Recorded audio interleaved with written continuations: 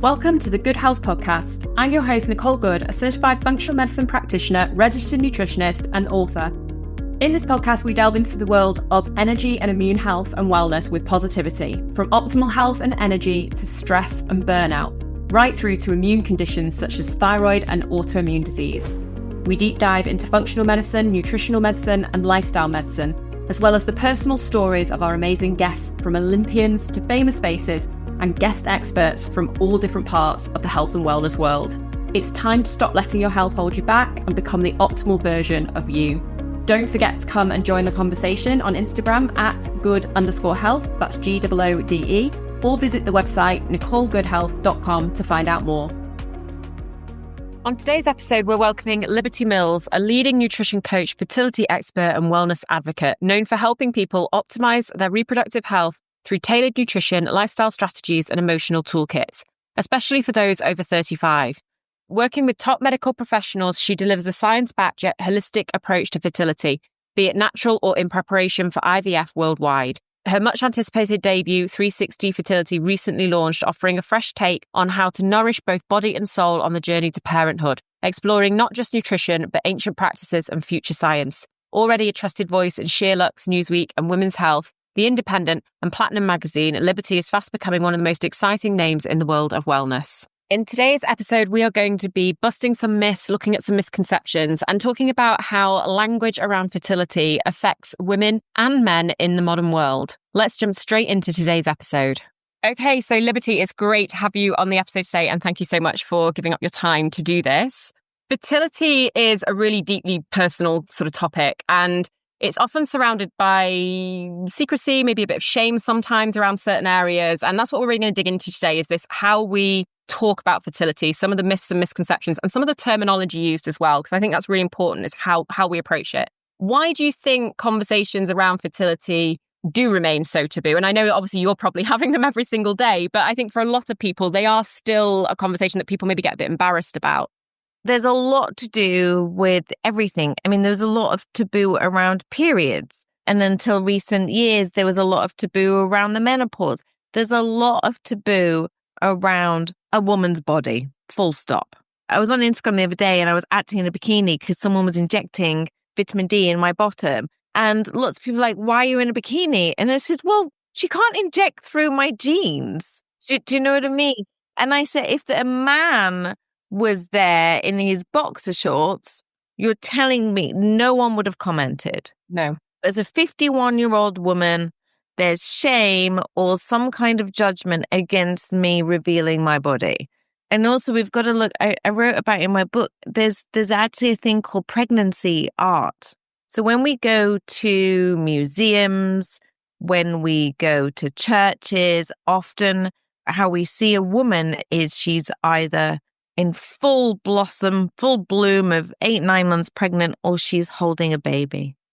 So we are silently signified from children that this is the ultimate woman. Yeah. Within the Western world, it's Mary, the best woman, as it were. You know, she's Jesus's mother.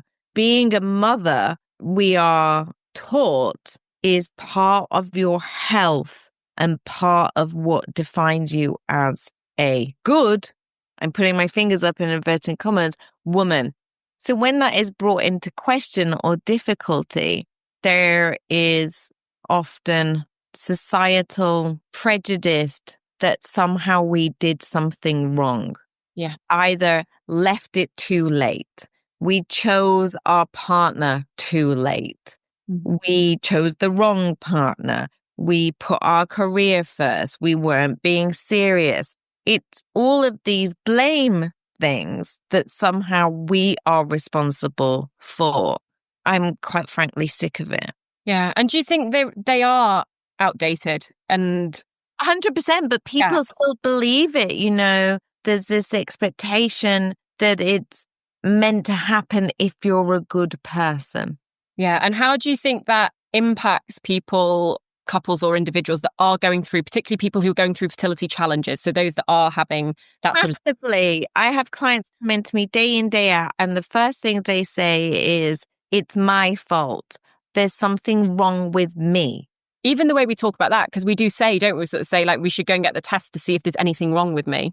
Yeah. It's normal language around this topic, isn't it? Yeah. And primarily, doctors will firstly look at the woman, even though male factor infertility is massively on the rise. And then there's blame within self. I even felt it. I'm not judging people for feeling this way. I felt like that when I was on my fertility journey, and it even brought into question whether we should be together as a couple. Because if I could not give him the opportunity to be a parent, then I should remove myself perhaps from the relationship.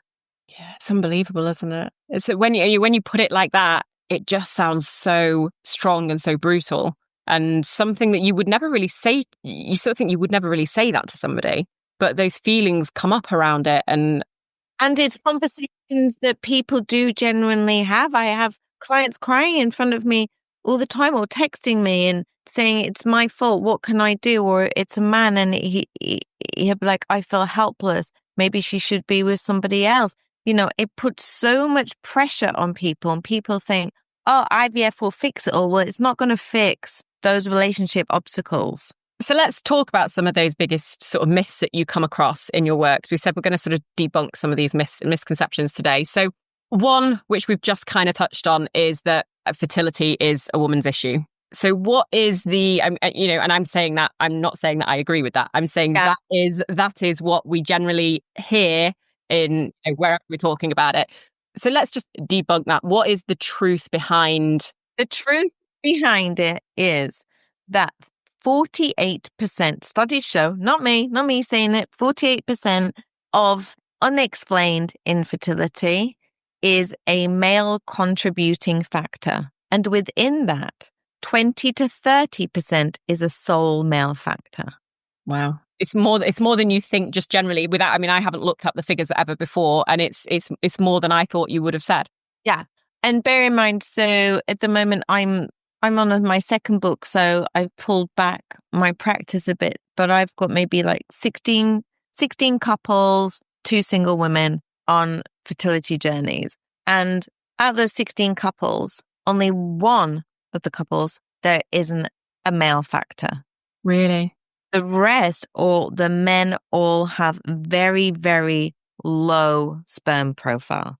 And when these couples come to you, do they come to you initially? Is it like initially the woman coming to you saying like, "What, I need to know what's wrong with me," and then you're saying to them, "We need to look at the man as well"?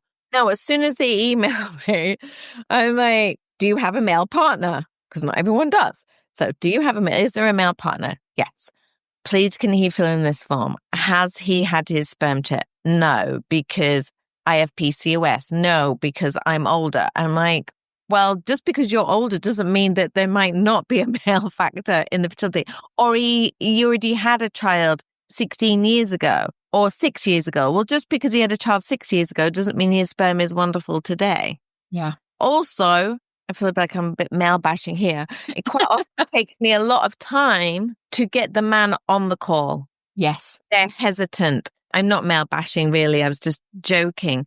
And I blame society for that, because we women do talk about our periods. We do talk about PCOS. We do talk about all of that, going on the pill, painful periods, whatever it is. Men in general are not checking their sperm. Mm-hmm. They're not even checking their testicles. We might check our breasts. We have a smear.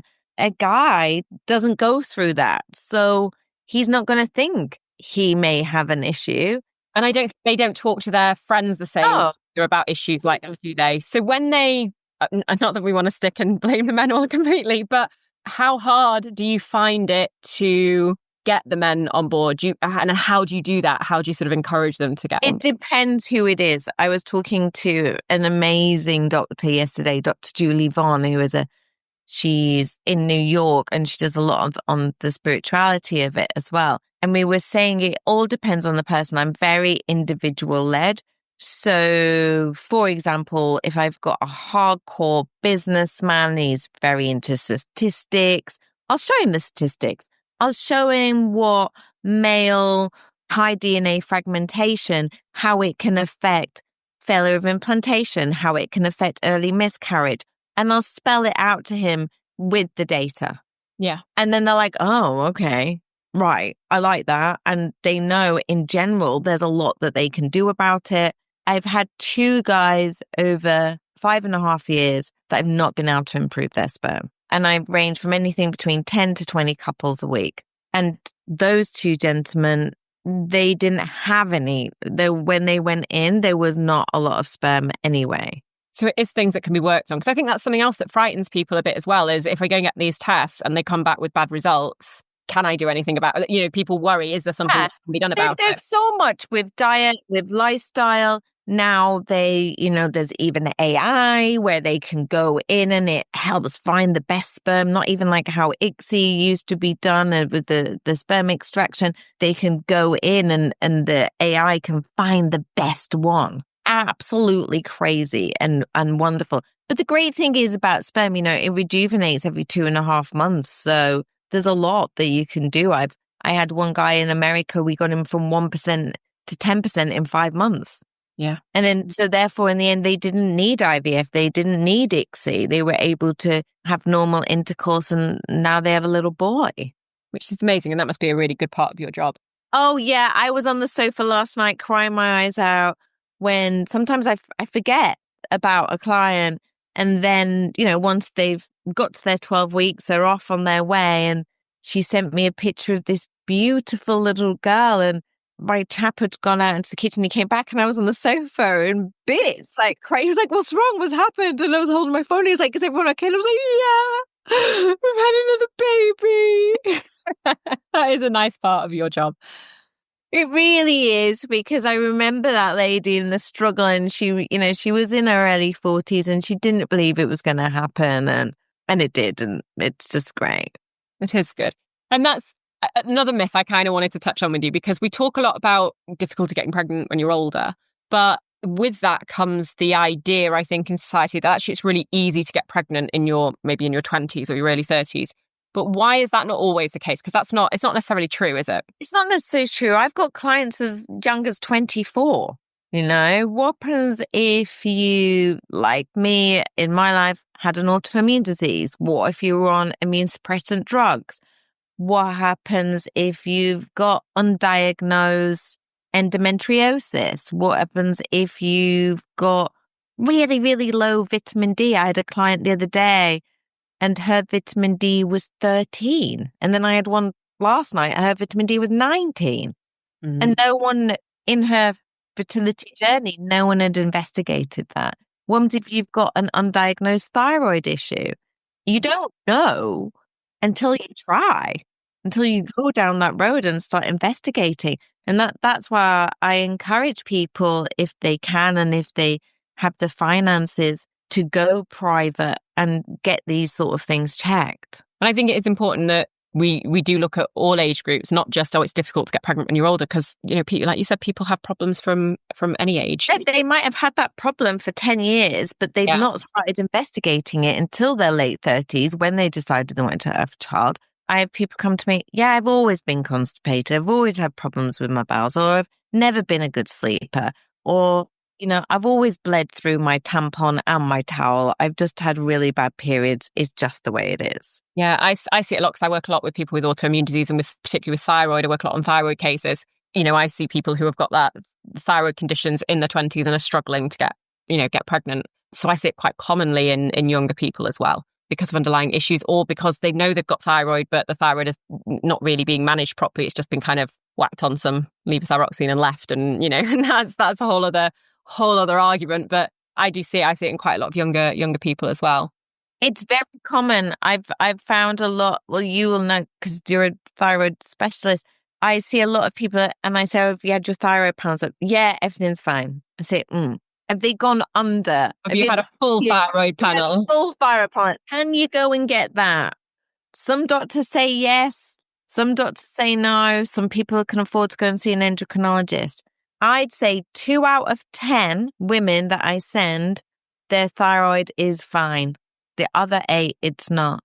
One lady even had thyroid cancer, and they told her thyroid was fine. Another lady got signed off work because her thyroid, she had Graves' disease. They were just like, you cannot go back to work today. It's crazy that you've even been able to survive. And also don't try to get pregnant now until we level things out. Yeah. So I would always say, test, don't guess, and then you can treat. Yeah, it is really important. I get people come to me with thyroid and they don't even know if they've got hyperthyroid or Hashimoto's. They've never had the antibodies tested. So they don't know if they've got autoimmunity as part of the picture. I have a question on my form, my intake form, when people come in, and I sort of say, for them to put what diagnoses they've got, and some of them will write Hashimoto's or will write hyperthyroidism. And then underneath I've got a box to tick, do you have an autoimmune disease? Most people tick no. And they've just written in the box above that they have, but nobody's ever sat them down and said, do you know that's an autoimmune disease? That's what I'm writing my second book on, because I know we've gone off pace here, but on my fertility journey, I said, you need to check my thyroid. There is something wrong with me. I have a history. I had lupus. I reversed that, but it means I've probably got other autoimmune diseases waiting to have a little party. And I said, my hair is dry, my hair is falling out, my periods are going like really strong, and my skin is dry, and I'm getting really hot at night. First of all, they said, you must be going into the menopause. Yeah. And I was like, I'm not. They were like, well, you are. You're 43, probably menopause. I was like, I'm not. I know I'm not. This is my thyroid. I know it. 5 times I went to the doctors, and also I had a jaw pain. Really thyroid issue. I mean, so painful. It was hard to eat. And I was losing weight. Like at one point, I think I lost 4 pounds over like 3 days. Wow. And I'm naturally slim. So that's a lot. Then they accused me of having an eating disorder. I used to be a model. Actually came straight out and said it. Then I took my partner, grown woman, had to take her partner in to say, I do eat. Please, can you test her thyroid antibodies because she has a history of autoimmune? Are you sure that once she eats, she stays in the room? Then they accused me of being bulimic. Oh my God. It's unbelievable. So off, I trotted with my 500 pounds and went to see an endocrinologist. And she was like, your antibodies are 4 times over the level. You're never going to get pregnant this way. And if you do, it's not going to last. Yeah. It's unbelievable, isn't it? I see it so much in clinic. It is terrible. But I don't think that blame that we get as well through the medical system helps either. No, I was completely gaslit all the way through. I was gaslit until I basically had my baby. I was not with pregnancy, but with autoimmunity. I was told by one doctor I sat in front of, and he was like, I think you're probably just a bit sensitive because you're a woman. And yeah, I've talked about this before, and this was a private consultant that I was paying. To the people that are just listening, I had to put the hand over my mouth. Yeah. I've been there. I've had that. I've had some very, very good doctors as well. I've talked about it before, and I've had some fantastic ones. But yes, there's definitely that. I think particularly when you are a woman, I do think they sort of do put things down, and it's no different saying that to me, like, oh, you're probably just a bit sensitive because you're a woman. No different to saying that to saying, oh, it'll be menopause, or oh, it'll just be probably stress because it's that time of the month, maybe a bit anxious, or whatever it might be. They put things down to us being women a lot, I think. Yeah, and it was also, I remember my first appointment when I was pregnant, the doctor saying, oh, congratulations that your IVF worked. And I said, it wasn't IVF. She said, but you're 44. It must. And I was like, well, no, it wasn't. I don't care if it was IVF or it wasn't, or I used egg donor. It was this. But it shouldn't be assumed. But it must have been. I was like, I do know if I'd had IVF or not.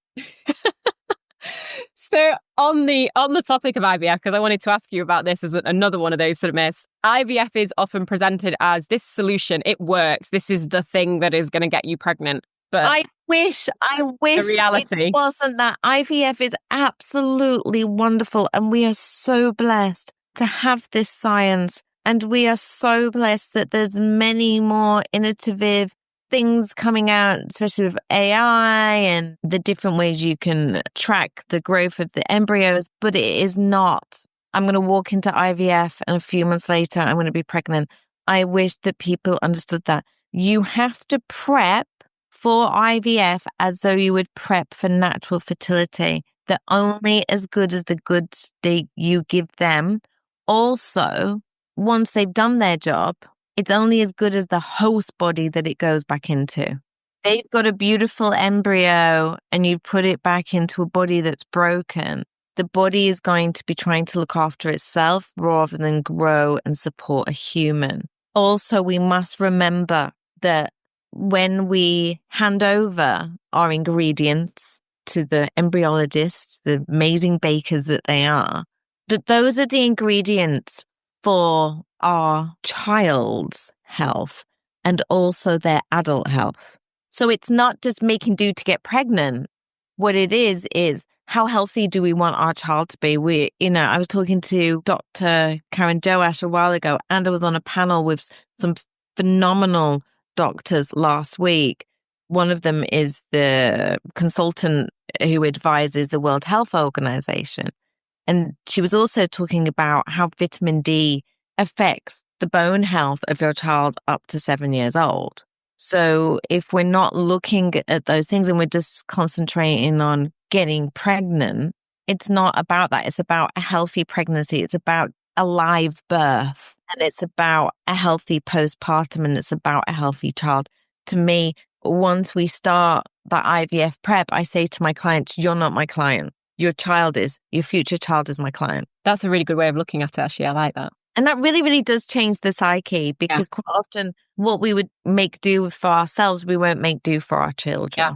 Puts people into a completely different headspace. It really does. And it really does switch a lot of things around. And also, what is my little bugbear with IVF is quite often it's used as a diagnostic tool. So first round is, we'll just give you the normal protocol and we'll see how it goes. Right. Okay. And that didn't work. Oh, well, we'll test this, this, and this now because that didn't work. Well, why don't we test this, this, and this before we put you through the hope, the messing around with and controlling your hormones, because it's very taxing on a woman's body. Yeah. And it's not nice. And I do take umbrage with, I was looking at the HFEA, some of the stuff on there, and a lot of it was pregnancies between, 18 and 30, then going on about pregnancy rates 40 to 42. It didn't say live birth rates. So it's just looking at getting... You're not going in there to get pregnant. You're going in there to have a baby. Yeah. They're two different things. Yeah. And I took umbrage at the fertility show with a very, very big professor who kept going on about getting pregnant. And he said, you just got to go back to back, even if it's 6-7 rounds. I was shaking. Like 3 women walked out in tears, because it's okay for him as a man to say back to back, so as long as we get, as long as we get the end product, it's okay. I've had ladies wanting to give up their IVF mid-cycle because it's so taxing on their body. Some other women sell through it, but other women don't. Yeah. And why run the tests after? Why not, like you said, check everything first, give it its best shot so that the woman doesn't have to go through it a second or third or fourth or sixth, seventh time. Yeah, because that's a lot on the body. It's also a lot of money. Yeah, exactly. Because it's not a cheap thing either to do. Not at all. And it's not something that everybody, has the luxury of being able to do. No, not at all. If you're navigating your fertility journey, or you simply want to support your hormones and overall well-being, the right supplements can make such a difference. That's why I personally recommend W Wellness, a carefully curated platform of science-backed and practitioner-approved products. What I love about them is that everything has been chosen with quality and effectiveness in mind, so you can shop with confidence. And as a listener of the Goode Health Podcast, you can get 20% off your order with the code Nicole20. So if you're thinking about preconception health, fertility, hormone balance, or simply optimizing your well-being, head to w-wellness.co.uk. I'll leave the link and the code in the show notes below, and all the supplements that I'm talking about today in my conversation with Liberty will be linked below this episode. Now let's jump straight back into the conversation with Liberty. What about stress? That's something we've not sort of mentioned yet, but I think stress does get, we all live busier lives. You've talked about people sort of putting pregnancy off because of, work and career and, and all of that. And stress, I think, sometimes does get the blame a lot for it. Can stress really stop somebody from getting pregnant? Or is that an oversimplification? Is it a part of the picture? Infertility, there's just no one answer, is there? Because if there was, everyone would be getting pregnant and having lovely babies. It's multifactorial because it's nutrient deficiency, it's transgenerational trauma, it's undiagnosed genetic diseases, it's autoimmune. It's a lot of things. And I think stress, yes, stress because you've got oxidative stress. That's going to affect your egg quality. It's going to affect your semen quality. It's going to affect your sleep. That's where you recover. It's going to affect how you absorb your nutrients. It's going to affect your hormones. Are you going to be pooing properly or not pooing properly? So it's going to affect your detoxification. Stress, if you're stressed, you're going to want a croissant for breakfast. Or, when I hurt my back the other way. Oh no, when I had my allergic reaction, the next morning I woke up, I am a northerner, and I thought, I could just eat some chips. That's what I wanted to eat as my comfort thing, chips at 7 a.m. in the morning. Of course I didn't. I went and had chia porridge. But, stress can really affect you. I went through a number of stressful things because maybe I was born a bit weaker with certain genetics. I ended up with an autoimmune disease. So stress really can. And there's lots of things we can do, which is brilliant to help it. Yoga nidra, not checking your emails at 10 o'clock at night where your boss has just landed a new thing on you the next day, not checking your bank balance as soon as you wake up so you know that you're overdraft, you're in your overdraft or whatever it is. And there's lots of things. The stress of maybe going through an IVF cycle and thinking it's the booby prize. That's it as well, because there's a lot of stress. We sort of say like, you've got to work on stress. You don't want to be stressed when, if you're trying to get pregnant. But then there's naturally a lot of stress if people are struggling to get pregnant. Yeah. So I think open communication is very obvious. If you're in a couple, look at imago therapy. It's really helpful because quite often people don't speak up because they don't want to stress out their partner. And then we hold things back and then it creates a void between each other when you need each other. I've got exercises in my book, 360 Fertility, on starting to really love your body again, because I think women quite often feel betrayed by their body or feel that their body is now being given over and controlled by the doctors. So they feel displaced. There's not a lot of connection. To me, that's really important, really, really important. Before we sort of move on, because I want to have a look at some of the language and terminology that's used with you, but are there any other myths or misconceptions that you feel strongly about that you think we should talk about? Or do you think we've hit on most of them? No. And I brought this up the other day and you can see I'll get really northern and deep. I brought this up between these, I'm on a panel with, 5 or 6 phenomenal women in the fertility space, like at the top of the top.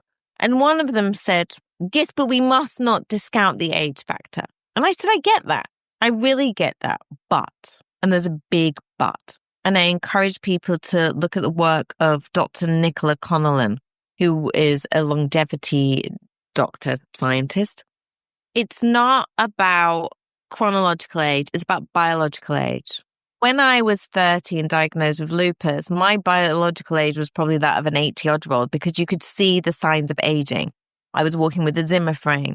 I was frail. I wasn't sleeping much. And we notice as we get to quite a bit older, we don't sleep as much. And then as we go towards death, we sleep a lot. Mm-hmm. I think it's about understanding that cellular aging.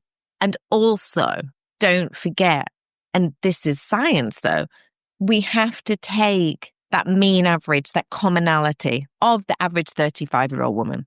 So the average 35-year-old woman may be slightly overweight, stressed out, doing a job she doesn't like, eating 70 to 80% UPF foods, using a microwave because she's really, really stretched on both sides, probably not had blood work done unless she was ill. So she doesn't even know. She's supplementing blindly.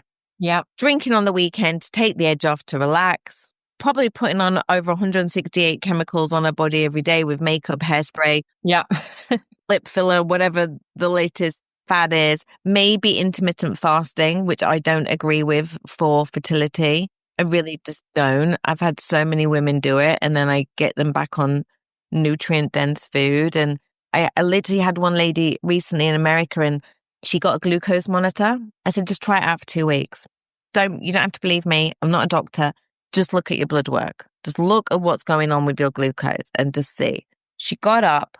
She had a coffee. She went to the gym. Her glucose out of the roof. Mm. She was like, I don't understand it. How come my glucose? I haven't eaten anything. That's not what I've been told. Yep. Now, she was a 30-odd-year-old woman, and she was like, but that's what I'm meant to do. And I was like, that's not what you meant. You're not meant to starve your eggs. No. And also, it's not for anything, is it? You know, yeah, it's even you're just only eating 2 meals a day, and one of them's at work, you're probably not able to get all your nutrients or as many as possible and your good fats and all of those things that you need for fertility from 2 meals. trying to get pregnant is a a big thing on the woman's body, but you're probably not getting enough for just day-to-day life, energy, and brain fog and all of those things if you're doing that. So if you're not getting enough to sustain yourself just generally, you're definitely not getting enough to then try and build another human being. With all this. That's my big taboo ick, is this thing of, you are old, test me, and then tell me my biology is old, and then I'll listen to you. Because you could be 40 and have the blood work of a healthy 20-odd-year-old, but you could be 20, stressed out at uni, or 25, you've got your student loans, trying to buy a house, all of these things, and your blood work could be on the floor. Yeah. And that's what it's about. It's more about what state you are in as opposed to what actual age you are. Yeah. So let's look at the language that's used, because some of the terms that we... The eyes are closed. For those that can't see, that are not watching on video, I'm closing my eyes. Are closed. Belly breathing. So some of the terms that we hear in the medical world, so things like geriatric pregnancy. Oh, say it. Yeah, geriatric pregnancy. Geriatric, which I think is that like if you're over 35? Yeah, okay. So you're geriatric at 35. I would joke when I went to hospital at 44. I was like, I must be in a coffin then. What am I? They do use these terminologies. So geriatric pregnancy, infertile, these words are sort of... And Barren. I was told, do you understand you have no viable follicles in your right ovary? And I said yes. And then they turned to me. This was in a private clinic as well, so I was paying for the privilege to be spoken to like this. Your right ovary is barren. Oh, God. Barren. The language, though, is so negative. Barren. Very damaging, right? Oh, my gosh. I wasn't drinking, but I really did want a tequila when the woman said that. What do you think this sort of language has as an impact on people who are, going through that sort of fertility journey? I think it's really damaging, because now you're getting girls at like 35 panicking. It's as drastic as this. You might go then and choose the wrong partner. Yeah. So you're like, I need to just have a baby right now because the time is running out. I'm not saying don't go and test maybe go and freeze your eggs. Go and find out what is going on, because you are advancing in age. We know the eggs number does deplete. We know that you are more likely to be stressed and all those things with work responsibilities, but you don't know until you test. And what do you think? How do you think it impacts people? I would just like to say, has the man ever been called a geriatric dad? No. So I've got clients whose partners may be older. They're like 35. The partner might be 50. She's called a geriatric mum. The guy's not called a geriatric dad. Why? I'd love to know why. But that is very damaging, I think, particularly to, as we said, this particularly to a woman. The infertile side of things maybe would impact both, but that geriatric pregnancy, it really does impact women. And I think it impacts their approach to everything as well, like you said. I've had ladies who are coming up to their 40th birthday crying, texting me, calling me, going, no, but I'm 40. Do you not think we should start IVF now and not in 2 months? Because then I would have turned 40. It's that damaging that their rationale goes out of the window. Yeah. 6 weeks is really going to make that make or break difference of them starting the IVF or not, because they turned 40. You put pressure on a number, don't we, on that age? This is going to sound, I don't know if people are going to come out. Well, I get slagged off on Instagram all the time anyway, so who cares? I'm going to say it. You can say what you want on here. I'm going to say it. I think it's wonderful. And I'm 51. I'm obviously perimenopausal. I'm blessed that I'm still menstruating every month. But this whole push on the perimenopause, menopause, now women are so scared that they're going into the menopause at 36 or whatever. Some may be doing so. But because it's been so put out there, women are so, therefore, then even more worried about the fertility. I had a lady who was going through a long-term stressful divorce. She'd missed a couple of periods. Her GP, without checking anything, had said, oh, well, you're 39, you're probably going into early menopause. We did some work, some spiritual work, some handling how she handled stress.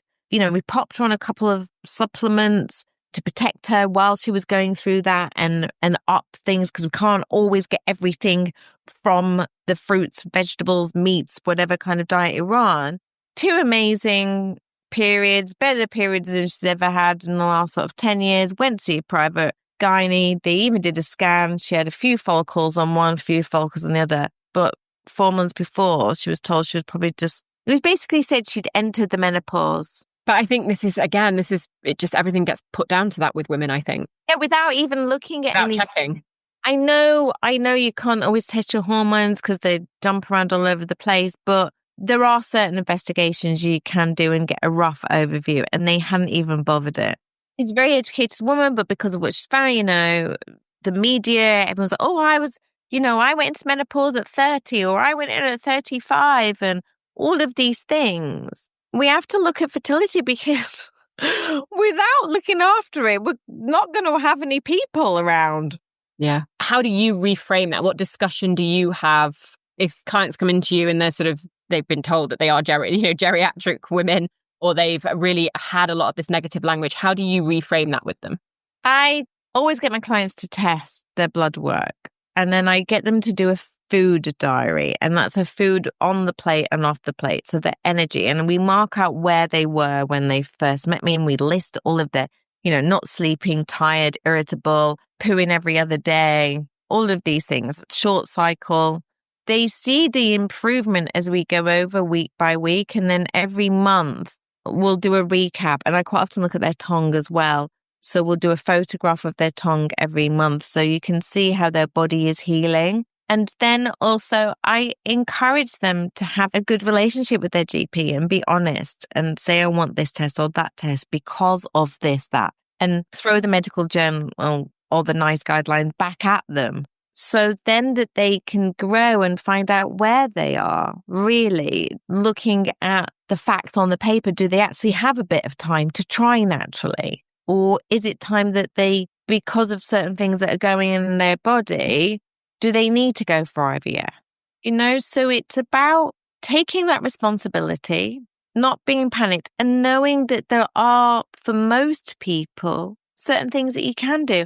And also, if you do have a male partner, making them accountable too. What about social media? How has that shaped we're talking about language that's used and things like that. You've mentioned there about perimenopause, menopause. I mean, that's all over social media these days. All over it. Yeah. How do you think social media has kind of shaped the conversation around fertility, both positively and negatively? Has it helped because it's got more people talking, or is there negative? I think it's wonderful. There are so many women out there showing their IVF stories because lots of people don't even know what it entails. They don't, in my book, or there's Emma the embryologist, you can go on her website and she tells you, I think, 10 questions to ask your IVF clinic before you even start. Shop around, people. Don't just go to one because your friend got pregnant there. They've got a different body to you, different circumstance. I've got clients 3 rounds in IVF and I was like, didn't you ask this? What protocol did you have? And they're like, I don't know. I'm like, you need to know. You're a part of the team. It's not a service. You're part of the team. So I think that is wonderful. What I think is absolutely exceptional is access to amazing clinicians. So you can talk to, I had Dr. Keith Duncan on, phenomenal obstetrician from the Portland. Not everyone's going to have access to be able to pay for him, but you could speak to him, put your questions forward for free for 30 minutes. We didn't have that back in my day. Yeah. I think that's wonderful. You've got private midwives, you've got functional medicine doctors. I was talking to a doctor the other day about PRP for egg quality. Normally, would I, even as a health coach, have access to have conversations with him, all the way over in New York? No, I think that's wonderful. What I think is damaging. Here comes the negative. Is it still female-led? Or maybe it's my algorithm, I don't know. But I can post something on female fertility, I don't know, get 6,000-7,000 views. Post something on male fertility, don't forget it's 48% a male factor, might be lucky to get 700 views. I know I don't have loads of men that follow me, but still, if you're on that journey in a heterosexual couple, you still need to be watching out what it says about the man. I think it's wonderful that there are, if you do have a male factor issue, there is Testim. There's Sean at Knackered Knackers as well. Follow those two. Absolutely wonderful. I think it's great. For me personally, it's been wonderful because I've been able to create a really good network as well. So I can signpost to other people. I'll say, go and check out Jo Hurley, Feed Your Fanny. She'll explain to you about why it's important to test the uterine microbiome. And then they can read about it and then suggest it, that they might test it towards their doctor, or like, oh yeah, I do have these symptoms, or maybe that's something we haven't looked at. And you've got the great work of people like Fertility, you've got Fertility Action Network. People can reach out to those people and educate themselves as well, because when you feel empowered, you feel less scared. Yeah. And having people out there like yourself who is debunking some of these myths and talking about these things, like the language that's used and stuff like that, it helps, and it's getting those messages out there as well. I still get trolled. Yeah. I still get massively trolled. And I did a podcast and it went viral, I think it might be 2 or 3 years ago now. And it hurt what some people said. And for 3 nights, I cried myself to sleep. And I nearly deleted my Instagram. And I think, and it's only from messages of other people going, don't do it. You've got to carry on. And I was like, this is a bigger picture. It's not actually about me. Even if I'm just helping 10 people, I've got to carry on. And on that whole trolling thing, I actually posted something that when someone trolled me via email, they actually went into my website and filled out the form. And in the form with the email, they trolled me and wrote some really nasty things. In that, I posted that. And then the person apologized. Really? And then I said to the person, DM me, because if you're feeling that angry, underneath any anger, there's a lot of hurt. And then we've had an exchange, and I said, it did hurt. And they were like, oh, I didn't really think it would bother you. And I'm like, it did. And it might have prevented other people coming forward to share their stories. And I said, but I want you to be happy as well. And because there is a lot of fear and anger around fertility, if someone says something mean to you, just remember it's their story, not yours. So I think that's something else I hear a lot with people is people will ask questions around pregnancy that are very personal, that on a different topic you really wouldn't ask. So they sort of say, like, we got married, and I've had friends that sort of said, we've got married, and like instantly people are sort of like, so, when you're having a baby, and they don't know what that couple's circumstances are. They don't even know if they want children. Or if you meet someone, we moved from London up to Yorkshire, and my partner bumped into someone at the play. It must have been a playground. I don't know. No, it must have been a coffee shop. Can't have been a playground. And he hadn't seen this person since school. And he was like, oh, when are you having kids? And I was just like, oh, you can't say that. Can't say that.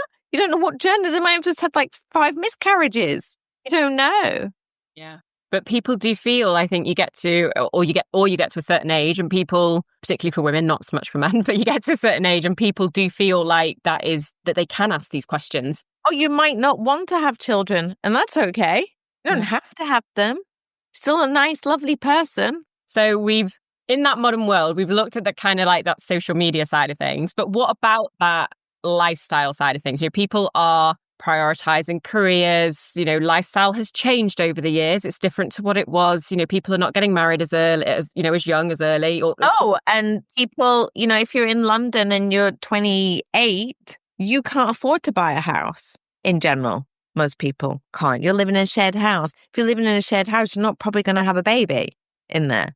Whereas if you live up north where I live, it's really normal because it's cheaper to buy a house, to have your house, and maybe you'll be on your second child by then. Lifestyle has changed. The impact of microplastics, I go on and on and on and will forever go on about it. May this year, the Italian university found microplastics in the follicular fluid for the first time. Now, that's not meant to be in there.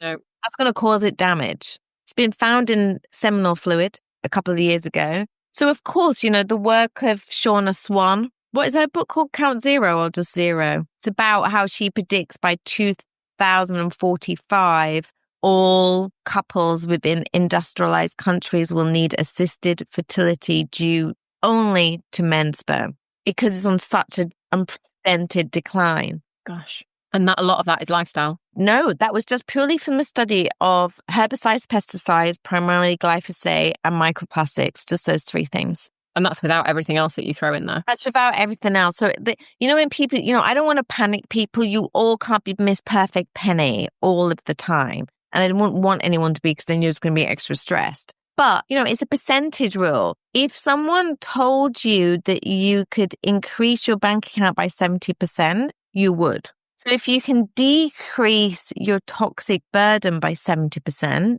that can be a huge change in your life. Yeah. So where do you see things like functional medicine that I do, the health coaching that you do, where do you see that sort of natural support fitting into this landscape of this new, modern? I wish it would be more, it's like people like me with my qualification are able to call it, doctors that can social prescribe, but they don't. I rang up Kirklees Council when it first came in and said, here's my qualification. I can email you my certificate and all of this stuff. I'd like to social prescribe.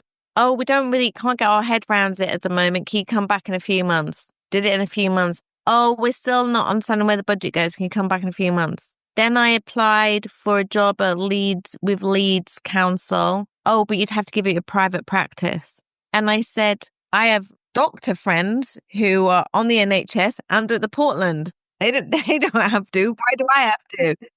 So I think there's that slight prejudice still within the NHS that needs to loosen up and get on, because you could help people so much and there'd be less of a burden on the NHS. Example, I just had a lady come to me and she just wanted to sort out all of her autoimmune issues before they even started trying to get pregnant. She had multiple UTIs, thrush, chronic fatigue, headaches, missed 3 periods and had joint pain.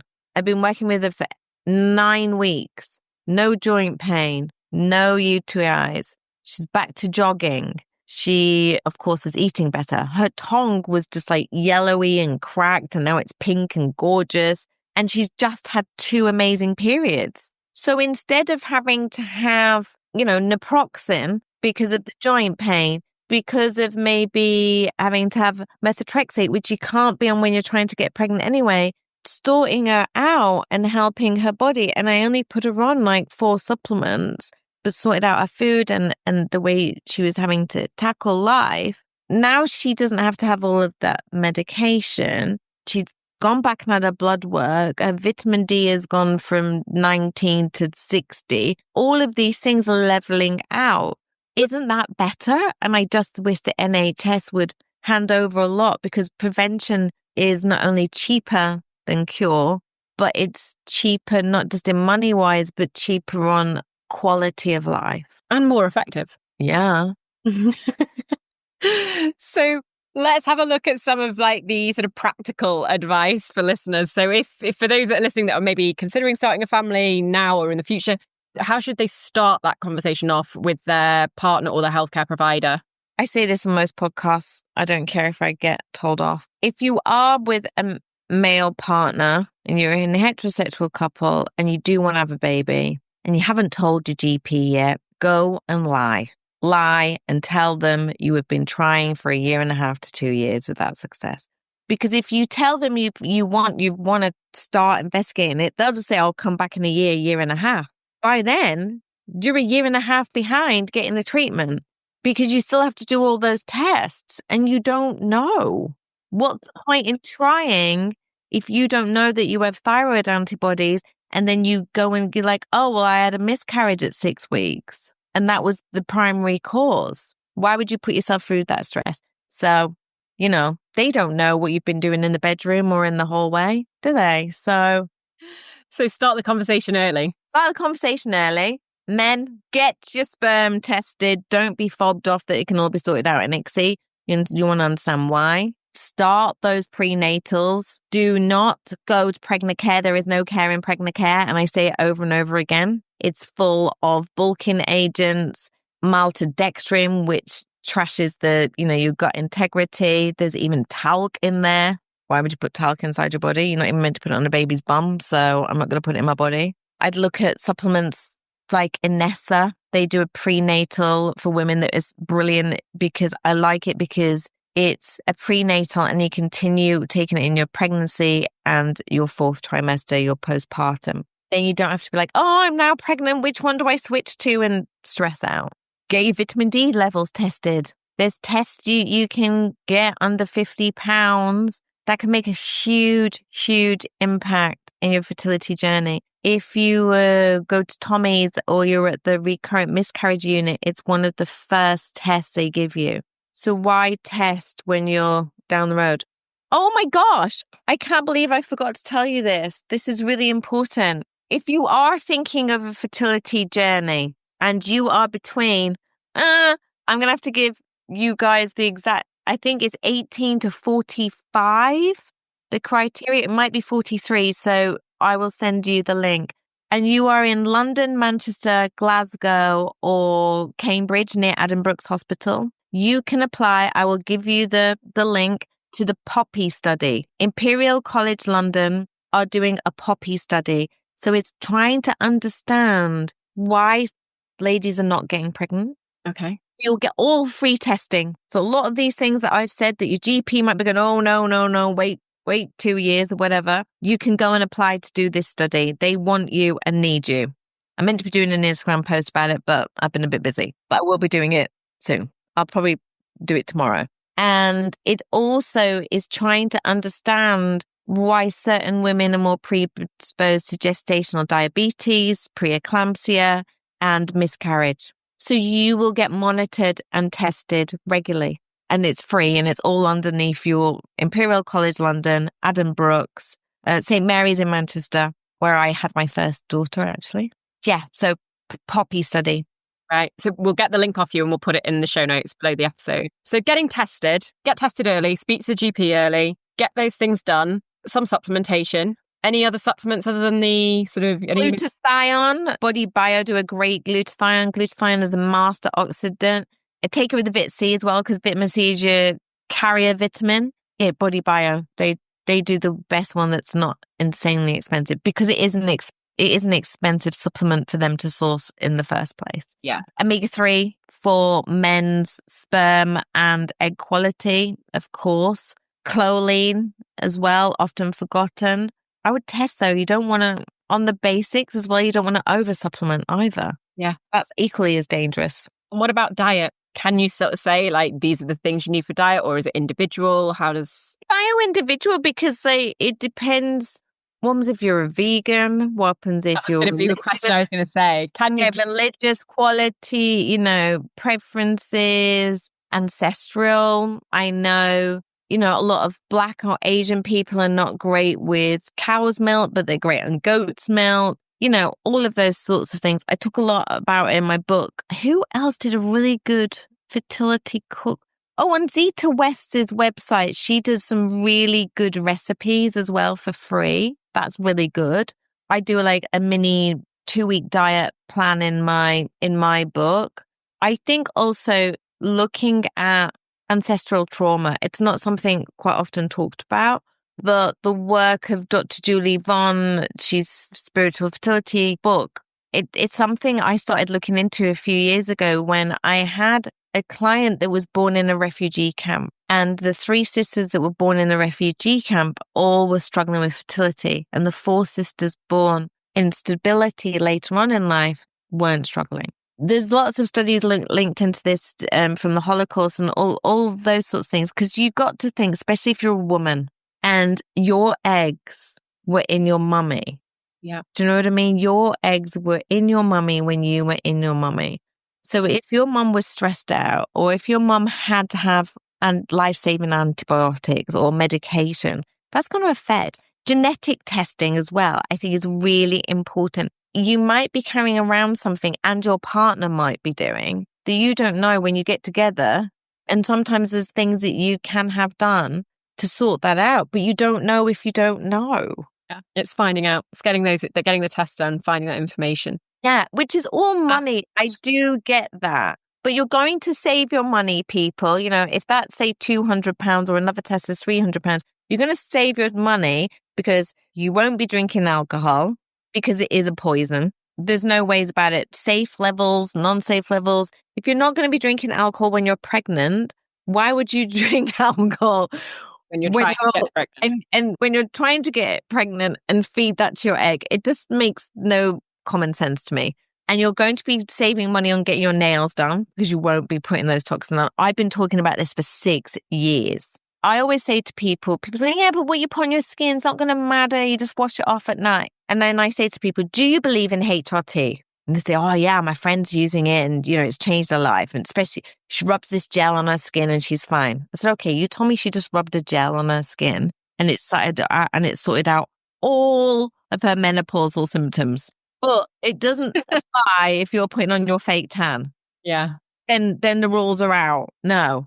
Or your oxybenzone or your homosalate within your SPF that you put on your face every day. You can't have the rules one way and not the other. No.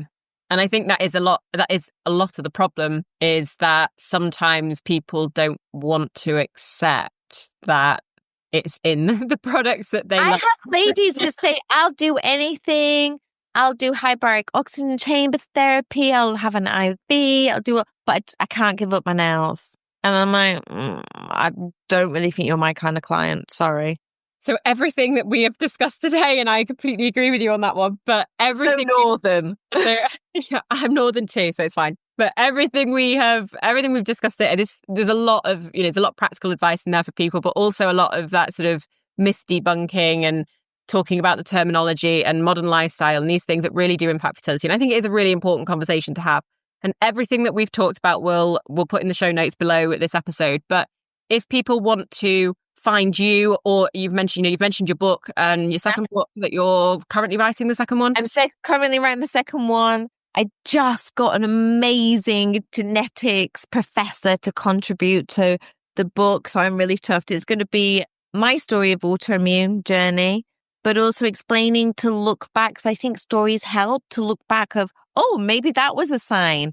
And then I'll explain why it's a sign, but then a doctor or a professor who is like, the top of their field will explain literally in science of what is happening.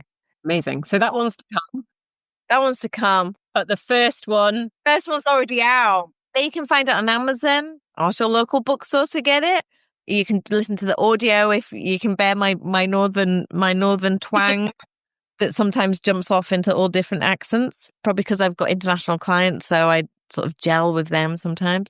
Or if you want a personalized copy and you know someone that's going through a fertility journey and you don't know what to say to them, because quite often people don't know what to say, DM me, tell me who it's for. I'll write a personalized copy. You can buy it from me and I'll post it, because sometimes that can make a huge difference to someone's fertility journey, to feel that they're seen, because they already feel invisible to the medics and doctors and maybe even to their partner.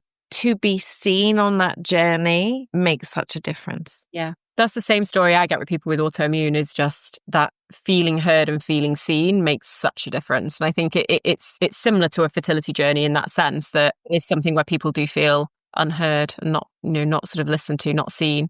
Yeah. And Instagram, I always answer people if they're nice to me.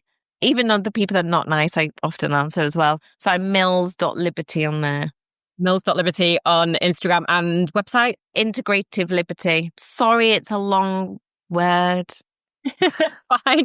We'll put everything in the show notes below so that people can get hold of you. But I think it's just really nice if people have really related to this conversation that we've had today, it would be nice for them to just reach out and discuss anything with you that has come up for them. I just want to thank you so much for giving your time today. You've been very generous with your time and very open and honest and talked through stuff that, some people would hold back from, which we don't like on here. We like it when you talk about everything and go for it. So really appreciate you giving your time today, and it's been great to talk to you. Thank you. I want to say one last thing. If you are on a fertility journey, don't just have sex around that window. That is the best thing to relax your body. Have sex anytime. Just enjoy yourself. There you go. Final bit of advice to go away with. Yeah. Brilliant. Liberty, thank you so much for joining me. It's been great. I hope you enjoyed today's episode of the Goode Health Podcast. Do share the episode with anyone you think it may benefit, and help us to spread the word on all things health and wellness by rating, liking, or subscribing to the podcast. If you want more, you can listen to more episodes on your favourite podcast app, or sign up to my newsletter for my favourite tips, tricks, health advice, brands, recipes, and more at nicolegoodehealth.com/newsletter. Have a lovely week. Don't forget to hit subscribe, and I'll see you on the next episode of the Goode Health Podcast.